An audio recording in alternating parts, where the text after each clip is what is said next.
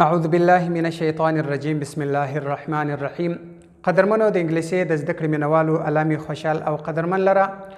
دوستانو د انګلیسي شپږم سبق دی، الله دې وکړي چې تیر سبقان مې زده کړي وي. ان شاء الله دغه کم سبقان چې روان دي دا در اوسه پورې د الفابیټ سبقان دي. پر دغه ترتیب باندې چې کم را روان دي که چیرې ستاسو زده و ان شاء الله د دې مخ په ایسته به تاسو ته مشکل نه جوړیږي. بیا تاسو کولی شئ چې نن سبق مې ووایي، د نن سبقه بعد به ان شاء الله تاسو بیا د دې بعد خط ویلی شئ. انګریزي خط که چیرې پر بورډ لیکلی وي، که په اخبار کې وي، که په کتاب کې وي، بیا به تاسو کولی شئ چې هغه ووایاست. ځکه چې تاسو الفابیټس پر دې ترتیب باندې وویلی چې هغه کې کم ځای پاته و هغه مکمل ان شاء الله پوره کړئ. په نن سبقه کې درې شیان دي، د درې شیان چې تاسو زده کړه د دې مخ په ایسته ان شاء الله بیا ګران ځایونه درته راځي. په سبقانو کې یوه خبره یاد ساتئ، واولز چې دي د واولز اواز ثابت نه دی. په یوه حالت کې یو وي، په بل حالت کې بل وي، په بل حالت کې بل وي. ډېرو ملګرو دا غوښتنه کړې ده چې موږ دا څنګه استعمال کوو په دغه کې. دوستانو د دې دپاره یو ډېره اسانه طریقه ده، زه به طریقه درته وښیم، د دې مخ په ایسته تاسو استعمال کوئ، په استعمال سره په خپله باندې بیا ان شاء الله برابریږي. دوستانو دغه پنځه واول ته تاسو ګورئ، دا پنځه واول لکه ای ای آی او یو، دا پنځه واول چې دي د دا پنځه واول دپاره زه یو مثال در کوم. هغه الفاظ در کوم چې بعضې به معنا لري، بعضې به نه لري. په معنا پسې موږ نه ګرځو، صرف چې ستاسې تلفظ پر برابر سي، چې تاسې خبرې کوئ هغه ترتیب یې تاسې ته معلوم سي. دوستانو د ای مثال در کوم لکه بیټ بیټ بیټ، ګوره بی ای ټي بیټ. اوس د ای مثال یې پسې در کومه لکه بیټ بیټ بیټ، ګوره کښته رالی لږې فرق وکړي. د آی مثال یې لکه بیټ بیټ بیټ، دا د آی مثال شو. د او مثال یې در کوم لکه بوټ بوټ. د یو مثال یې در کوم لکه باټ باټ، ګوره. دویم مثال ته یې ګوره لکه سډ سډ سډ، ورته ګوره. پسې راتېر څه د ای مثال دی سیډ سیډ سیډ، او د آی مثال دی لکه سیډ سیډ سیډ، او د او مثال دی لکه سوډ سوډ، او د یو مثال دی لکه ساډ ساډ. دا مثالونه دي. سره شواسه دا بل مثال ته ورته ګوره، د ای مثال دی لکه مین مین مین. سره کښته د ای مثال دی ورته ګوره لکه مین مین مین. د آی مثال دی مین مین مین، او د او مثال دی مون مون مون، او د یو مثال دی مان مان. په دې کې بعضې الفاظ معنا لري، بعضې نه لري. په دې پسې مه ګرځئ چې معنا لري که نه لري. صرف تاسو ته یو طریقه در وښول چې پر دې طریقه باندې تاسې واول استعمال کړئ. پر دا طریقه چې واول استعمال کړئ ان شاء الله د واول استعمال سوکه سوکه ستاسې په ذهن کښېني. نور د دغه نن سبقه څخه وروسته، نن سبق چې کوم سبق وویل شو د دې څخه وروسته بیا تاسې به بالکل هر رقم خط ویلی سئ انګریزي، په هر رقم به پوهېږئ. او که په واول الفاظو کې تاسو څه غلطي درلوده هغه سوکه سوکه وځي، مکمله وځي په دې باندې. ګوره یو واول دوه واره راسي، دا به بیا څنګه استعمالوي؟ ورته ګوره ای دوه واره راسي، یا ای دوه واره راسي، یا ای دوه واره راسي، یا دوه واره او راسي. ګوره یو دوه واره نه راځي، آی دوه واره نه راځي، دا نه راځي. ګوره ای به د مخه راځي، بیا به ای په پسې دا دوه واره، دا دوه واوله سره یو ځای کېږي. که دا چیرې راسي بیا به څنګه استعمالوي؟ ترتیب ته وګوره. ګوره د دوه واره ای استعمال چې دی ګوره لکه باټ، دا به ولاړی، دا حرف په ولاړېږي باټ. او دوه واره ای چې راسي بیټ، دا لکه زیر چې ورکوي یا ای چې در لاندې کوي دا رقم به کوي. او دوه واره چې بیا ای او ای سره راسي دا بیا دا هم دغه ویل کېږي لکه بیټ بیټ، پر دا ترتیب باندې کېږي. او دوه واره او چې راسي دا بیا دی لکه یو وو چې در لاندې کوي لکه بوټ بوټ، لکه موږ په تېرو مثالو کې ویل بوک مون نون. دا مثالونه مې در کړي دي. پر دغه ترتیب باندې دا استعمال کړي ان شاء الله بیا به تاسو ته مشکل نه راځي. دا یو شی شو چې درته ویم شوی. دویم شی چې دی ما درته ویل ما درې شیان نن درته ښیم. په درو شیانو کې مې یو شی درته وښوی، لکه دا اوس د واولو استعمال، د یوه واول یا د دوو واولو استعمال، دا طریقه مې درته وښول.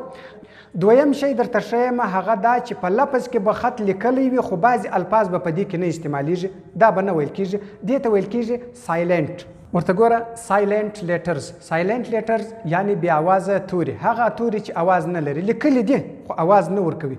یو څوک بیا دا سوال کوي چې د چیز دپاره لیکي چې ویل کېږي نه، دا چې دی یوه کلمه د بلې کلمې څخه په دې باندې جلا کېږي. اوس یو ځای به یو شی معنا د یوه شي ورکوي او په دغه توري کې راغلي او معنا به بله توري ته بل معنا ته اوري، بل لفظ به جوړېږي، د دې دپاره لیکل کېږي. اوس لکه سموک، سموک پسې اخر ای راغلی ده، دا ای نه تلفظ کېږي. دا د خبره دی په خاص دا کې د هرې کلمې په پای کې که چیرې ای راغلی وه ای د هرې کلمې د هر لفظ په پای کې که ای راغلی وه دغه ای تلفظ نه کیږي. یعنی دا به دی نه وایي چې سموکي به یې نه وایي، دا ای نه ویل کیږي. سموک بس دا ځای دغه ساکن پاتې سو، دغه غړوندي والا پاتې سو. سموک معنا سګریټ څکول دې ته ویل کیږي. دویم مثال لکه ای چې اوس نه کې تلفظ کیږي ای سایلنټ ته، لکه چینج بدلول، د یو شي بدلول چینج دې ته ویل کیږي. یو شی د بل شي سره بدلول دا چینج دی. چینج ګوره دا به چینجی نه وایي چې چینجی به یې نه وایي. په دې کې دوه کاره تاته معلوم سو. یو مې دا درته وښوله چې د جې څخه وروسته ای راغلی وي د دې اواز د جیم دی. ګوره دا خبره بس دې په یاد، د جې څخه وروسته ای آی وای دا درې الفاظ که راغلي وه د دې اواز د جیم راځي. ډېر وختونه د جیم راځي، ممکن چې د ګاپ اواز هم ورکړي خو د جیم اواز ورکوي زیات وختونه. اوس به دا چینجی نه وایه، دا به چې وایه چینج، بس هغه ای چې ده هغه سایلنټ ده.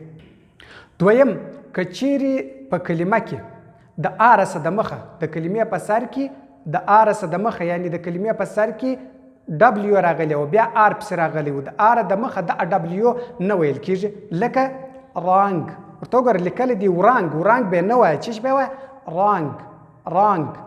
رانګ معنا غلط. یا لکه په بل ځای کې هم دغسې کلمه راغلې وي لکه رایټ، دا به ورایټ نه وایه. ګوره ورایټ چې ووایې معنا دې غلطه کړل، یعنی لفظ دې غلط ووایې، دا لفظ ویل دا رقم نه دی. دا ډبلیو چې د کلمې په سر کې د آر سه د مخه راغلی خو آر دی، د آر سه د مخه بیا چش دی، د آر سه د مخه چې دی دغه لفظ ډبلیو دا نه تلفظ کیږي. ګوره رایټ ورایټ به نه وایه ځکه چې د دې تلفظ نه کیږي، دغه سایلنټ دی. سایلنٹ لیټرز هغه الفاظ دي چې هغه اواز نه کیږي، لیکلي به وي. اوس که یې څوک وایي چې ولې لیکل سوي دي، ګوره رایټ چې دی بل ځای ښه ته هم ویل کیږي، رایټ ښه ته ویل کیږي. نو د دې او د هغه به فرق ته په دې باندې کوې چې په لیکلو کې ته ورته وګوره چې دا رایټ دا لیکلو ته ویل کیږي.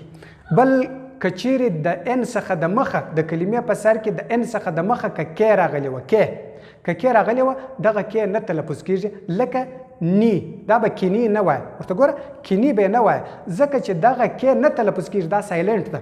نو د دې دا نی چې دی دا ویل کیږي زنګون ته، زنګون دا د زنګون غوټۍ دې ته نی ویل کیږي. نو دا تلفظ کیږي نه، دا کې به نه ورسره وایه لکه کې نی، دا رقم به نه وایه څنګه نی، بس دا رقم ویل کیږي. یا بل ځای لکه ګوره د ان راغلی دی د ان څخه د مخه کې راغلی ده، لکه کنایپ به نه وایه څنګه به وایه نایف چاقو ته ویل کیږي، چاقو دې ته نایف ویل کیږي. ګوره کنایپ به نه وایي، که د کنایپ ووایي غلط یې ووایي. دغه الفاظ تاسې زده کوئ چې د ان څخه د مخه که چیرې کې راغلی وه دا نه تلفظ کیږي، د آر څخه د مخه که چیرې ډبلیو راغلی وه د کلمې په سر کې دا نه تلفظ کیږي. او په اخر کې که چیرې ای راغلی وه ای کلمه د کلمې په پای کې که ای لفظ راغلی و دا نه تلفظ کیږي. دغه الفاظ چې دي دا سایلنټ دي.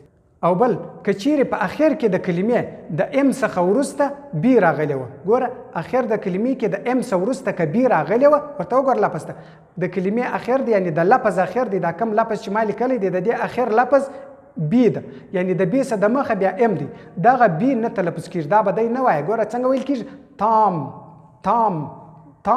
تام به نه وایه، تامب دا رقم به نه وایه، بی به نه ورسره وایه، تام ویل کیږي دا بټې ګوتې ته تام. او بل چې دی جی اچ چې کم وخت کې د آی څخه وروسته راغلی وي دا جی اچ نه تلفظ کیږي، دا سایلنټ. هغه لکه ایټ، ګوره ایټ پسې دا ای د آی ده، په آی پسې دا بیا جی اچ چې راغلی دی دا جی اچ نه ویل کېږي، دی به نه وایي چې ایګټ نه ویل کېږي، دا ایټ بس دا جی اچ سایلنټ. دویم مثال یې لکه رایټ ګوره بیا چې لیکلی دی په آی پسې جی اچ چې راغلی دی دا نه تلفظ کیږي، دا سایلنټ.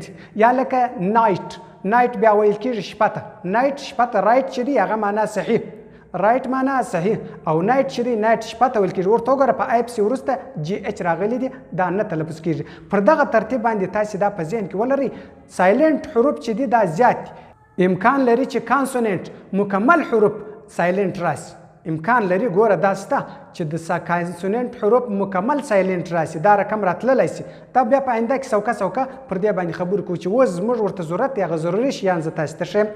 ال چې کوم وخت کې د کې څخه د مخه راسي، په کلمه کې ال راغلی وي د ال څخه وروسته کې راسي، دغه ال نه تلفظ کیږي. لکه ټالک به نه وایه، ټالک دا ال نه تلفظ کیږي، څنګه به ټاک وایي خبرې کولو ته.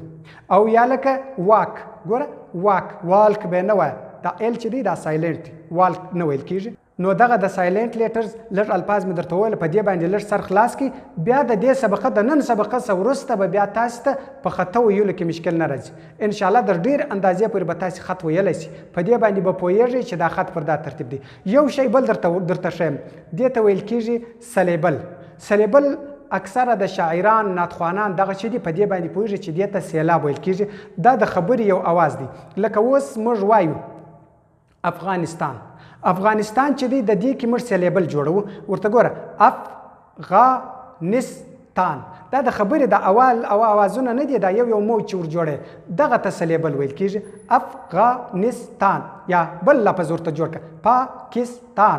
ګوره 3 سلیبل سو، افغانستان 4 سلیبل سو. دا سلیبلونه نه دي، دا ته شمار کړه. په هر سلیبل کې به واول خامخا وي. هر سلیبل چې در خوله راوځي په دې کې به واول وي. ګوره اف دا یو، غا دا بل، نس دا بل، تان دا بل. ګوره په هر یو کې خپل واول سته. ورته وګوره واولان دا دي ما لاندې لیکل دي، ستا سر اسانه په خلاصېږي.